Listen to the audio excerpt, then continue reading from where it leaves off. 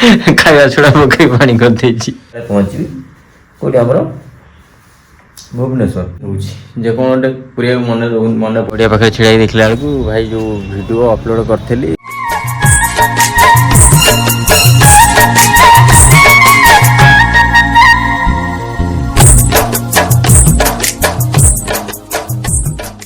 नमस्कार जय जगन्नाथ जय माँ शारदा जय अग्रका आज ब्लॉग आपण पुणी थे स्वागत जनाऊँगी आप भाई evening Manoj let's start today blogs आज ब्लॉग स्टार्ट करूँ बर्तमान सीना कर बर्तमान टाइम है 9:40 तो आज बहुत व्यस्त बहुल दिनटा थिला तो घरे आसी सन्ध्या 8टा 8:30 पाखापाखि पहुँचली तो रोसे सारिकी जस्ट ए बाहर को आसती कनाटी बारिक पाखे आकाश पाखे जाए 5-10 मिनट बस भल लगे दिन सारा रेस्ट मिलना गला बेलू आसी बाहर बाहरिक ये छिड़ा देखला ये गड़िया पाखे छिड़ा देखला भाई जो वीडियो अपलोड करी कल तो एडिटिंग कर देती अपलोड लगे नी आज कंपानी थी अवस्था अपलोड पकई टाइमर देखिए किंतु अनफर्चुनेटली कौन है अपलोड ही है 2 घंटा समथिंग टाइम देखिए टाइम लाइन देखिए रही जाइए तो एमती चाहिए छिड़ा अपलोड लगुचे एवं फिर भी प्रोसेसिंग 9-8 मिनट्स देखा मैंने 10 मिनट्स देखा रूम भितर टे नेट स्लो हम कौन कर जहाँ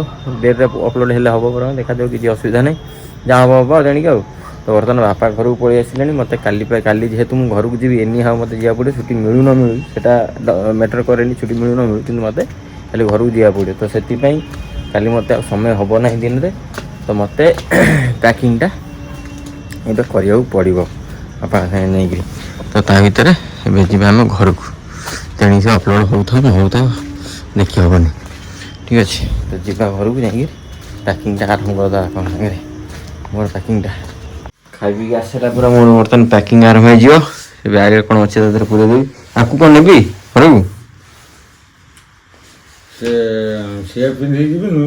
पिंधे किसी ता देर बाहर थकारी आज मटर तरकारी कर पानी कर खाଇବା छड़ा पकई पानी कर भल लगुला चाट भले लगुला भल लगुला जबर तो बाहर को दी बैग सब पूरे दा ये गामुछा आप नहीं जाऊँगी जानती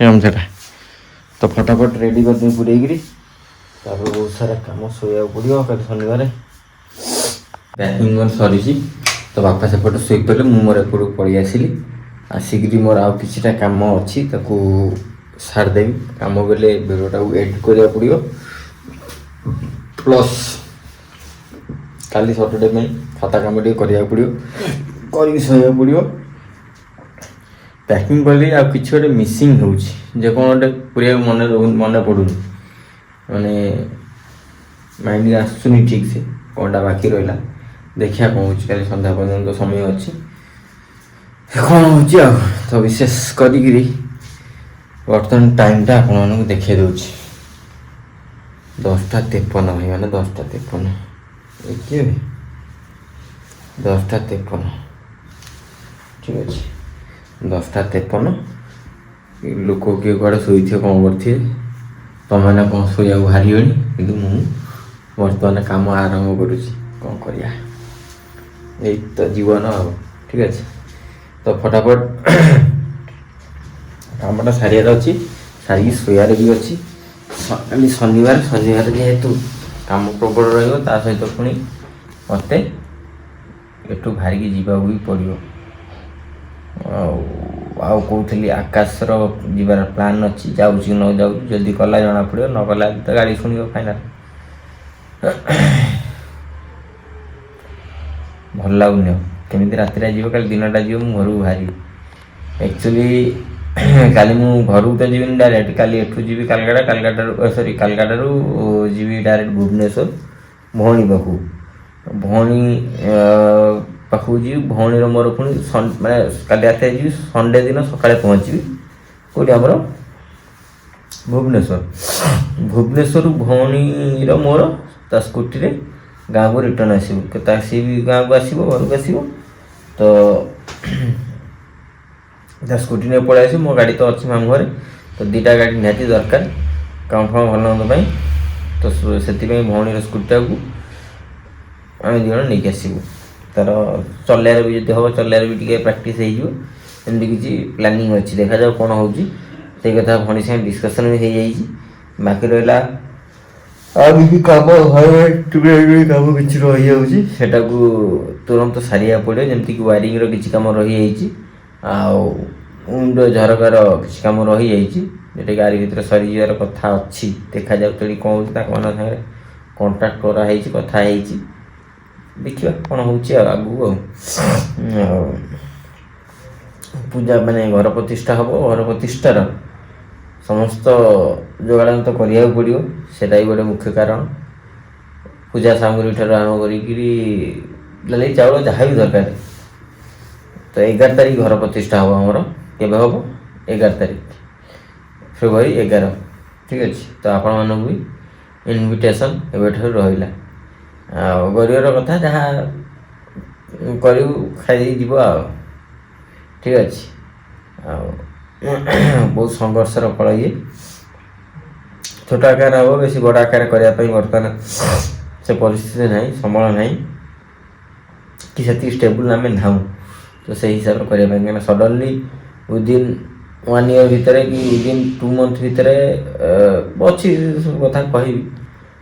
ଘର କମ୍ପ୍ଲିଟ୍ ହେଇଛି, ମାନେ ଛାତ ପଡ଼ିଯାଇଛି, ଏଇଟା ଖାଲି କହିଦେଉଛି। ବାକି କେମିତି କ'ଣ ହେଲା ନ ହେଲା, କାହିଁକି ଡେରି ହେଉଥିଲା ଏତେ ଦିନ, 2 ମାସ ଭିତରେ ପଡ଼ିକିରି ଏତେ ଦିନ କାହିଁକି ଡେରି ହେଲା, କଥା ଆପଣଙ୍କୁ ଆଗକୁ କହିବି। ଥରେ ଘରର ଫୁଲ୍ ଭିଡ଼ିଓଟା ଆସିଯାଉ, ଠିକ୍ ଅଛି, ତାପରେ କହିବି ଆଉ। ଏମିତି କଥା। ତ ଭାଇମାନେ ଆଉ କ'ଣ କହୁଛନ୍ତି? ଭଲ ଅଛନ୍ତି ତ? ଭଲ ରୁହନ୍ତୁ, ଠିକ୍ ଅଛି। ଆଉ ଆଜିର ବ୍ଲଗ୍ଟାକୁ ଏଇଠି ଶେଷ କରିଦେବା କି? ତ ହଁ ଭାଇମାନେ, ଆଜିର ବ୍ଲଗ୍ଟାକୁ ଶେଷ କରିଦେବା। ଶେଷ କରିବା ପୂର୍ବରୁ ପଦଟେ, ଆପଣମାନଙ୍କ ପାଇଁ ବହୁତ ସାରା କଷ୍ଟ କରୁଛି ମୁଁ। ମାନେ ଚିନ୍ତା କରନ୍ତୁ, ଆଗରୁ ରାତି 11ଟା ହେବ ମାନେ ମୁଁ ଫ୍ଲାଟ୍ ହେଇଯାଇଥିବି, ଠିକ୍ ଅଛି, କୌଣସି କଥାବାର୍ତ୍ତା ନାହିଁ, ଖାଇବି ମାନେ ଶୋଇବି। ତ ଏବେ ସେ ସବୁ ଚେଞ୍ଜ ହେଇଯାଇଛି। ଚେଞ୍ଜ ଏଇଥିପାଇଁ ହେଇଛି, ବହୁତ କହିବ କି ଚେଞ୍ଜ କ'ଣ ପାଇଁ ହେଲା, ଚେଞ୍ଜ କ'ଣ ପାଇଁ କଲେ ଯଦି ଏତେ କଷ୍ଟ ହେଉଛି।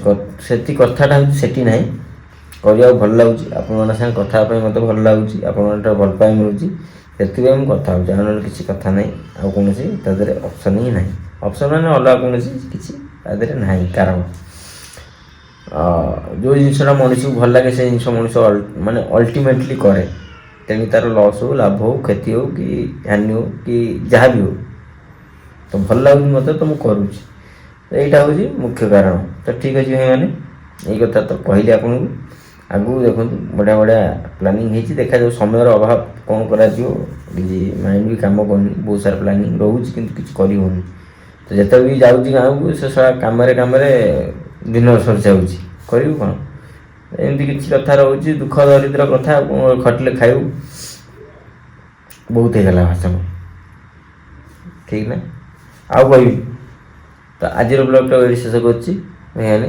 ପୁଣି ଥରେ ଆପଣମାନଙ୍କ ସାଙ୍ଗେ ଦେଖା ହେବ ଏକ ସୁନ୍ଦର ଶାନଦାର ବ୍ଲଗ୍ରେ। ସେତେବେଳେ ଷ୍ଟେ ଟ୍ୟୁନ୍, ଖୁସିରେ ରୁହନ୍ତୁ, ଭଲରେ ରୁହନ୍ତୁ। ଜୟ ଜଗନ୍ନାଥ, ଶୁଭରାତ୍ରି।